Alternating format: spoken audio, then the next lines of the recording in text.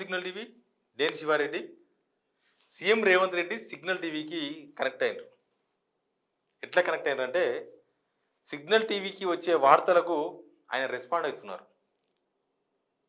మనం ఛానల్ పెట్టి 1 మంత్ అయింది. ఈ 1 మంత్లో చాలా వీడియోస్ చేసినాం.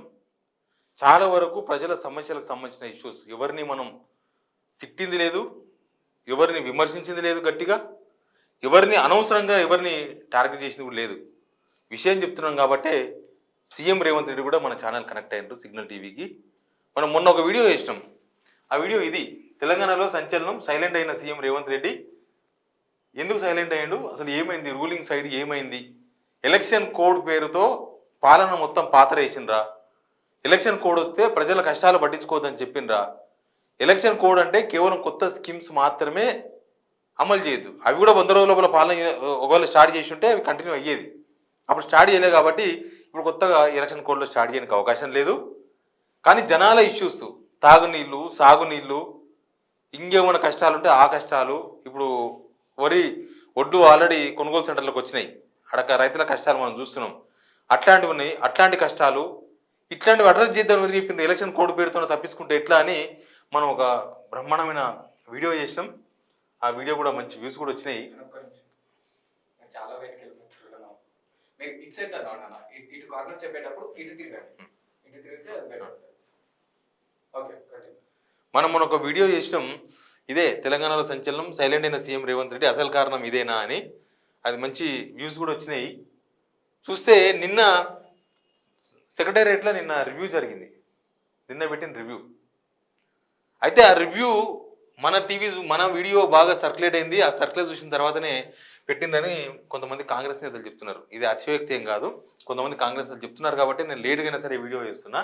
రైతులు మోసగిస్తే లైసెన్సులు రద్దు, అధికారులకు ముఖ్యమంత్రి రేవంత్ రెడ్డి ఆదేశం, మిల్లర్లు వ్యాపారులు తక్కువ ధరకు ధాన్యం కొనుగోలు చేస్తే ఉపేక్షించేది లేదు, మిల్లర్లకు కస్టమ్ మిల్లింగ్ నిలిపివేసి బ్లాక్ లిస్ట్లో పెట్టాలి, సిఎస్తో సహా ఉన్నతాధికారులు కొనుగోలు పర్యవేక్షించాలి, తాగునీటికి ఎక్కడా ఇబ్బంది ఏర్పడకుండా చూడాలి, సచివాలయంలో సీఎం సమీక్ష. మొత్తం ఎలక్షన్ కోడ్ వచ్చిన తర్వాత ఆయన ఇది 2వ సారి రావడం.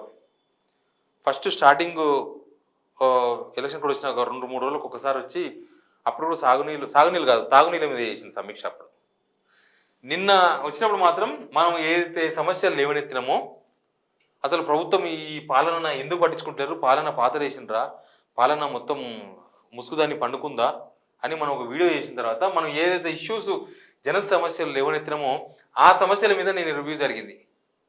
ఇదే జనం కోరుకుంటున్నది కూడా ఇట్లాంటిదే. రాజకీయాలు ఉంటాయి, రాజకీయాలే, అధికారంలో ఉన్నప్పుడు పాలనే. పాలన పక్కన పెట్టి రాజకీయాలు పక్కన పెట్టి పాలన చేసినా అది కరెక్ట్ కాదు. రాజకీయాలు చేయాలి, దాంతోపాటు పాలన చేయాలి. ఆ పాలనను మొత్తాన్ని పక్కన పెట్టేసిన అనేది మనం చెప్పిన పాయింట్. ఇక కనీసం రేవంత్ రెడ్డి నిన్న వచ్చి ఆయనతో సమీక్ష చేసిండ్రు. మనం ఏ సమస్యలు చెప్పినామో సిగ్నల్ టీవీలో ఆ సమస్యల మీద సమీక్ష జరిగింది. సరే ఏమవుతాయి అసలు, నిన్ననే ఒక పేపర్లో ఒక వార్త చూసినాం. సీఎం చెప్పినా ధాన్యం ఎంఎస్పీ వస్తలేదని, వడ్లు ఎంఎస్పీ కొంటలేరు, మద్దతు ధర ఇస్తలేరట. మరి ఎవరు చెప్తే ఇస్తారు, దేవుడు దిగి రావాలన్న దానికి.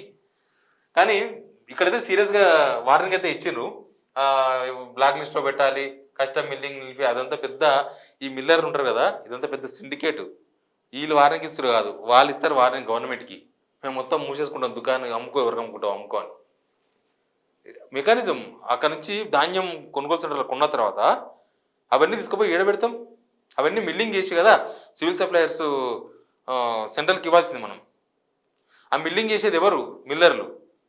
కాబట్టి వాళ్ళతో కొంత చర్చలు జరిపి ఈ సమస్య పరిష్కారం చేయాలి తప్ప వార్నింగ్లతో కాదు. వాళ్ళు మనం అంతకుముందు గవర్నమెంట్ కూడా చూసినాం, వాళ్ళు పెద్ద సిండికేట్ అయిపోయి మేము కొనమంటారు. కొనుగోలు సెంటర్లు ఏడుంటాయి, ధాన్యం పెట్టుకోనికి రాదు. కాబట్టి వాళ్ళతో కమ్యూనికేషన్ చేసి వాళ్ళతో చర్చలు జరిపి దీన్ని సమస్య పరిష్కరించాలి, తాగునీటికి ఎక్కడ ఇబ్బంది ఏర్పడకుండా చూసుకోవాలని మాత్రం రేవంత్ రెడ్డి నిన్నటి సమీక్షలో చెప్పిండ్రు. దీన్ని బట్టే నేను మన సిగ్నల్ టీవీకి రేవంత్ రెడ్డి కనెక్ట్ అయ్యానని చెప్తున్నా. ఎందుకంటే మనం ప్రతిపక్షాలను బాధ్యత గుర్తు చేస్తాం, అధికార పార్టీ బాధ్యతలు కూడా గుర్తు చేస్తాం. అధికార పార్టీ తప్పులు చేస్తే, అధికార పార్టీ బాధ్యత మరిస్తే దాన్ని ఖచ్చితంగా వెలుగెత్తి చూపిస్తాం.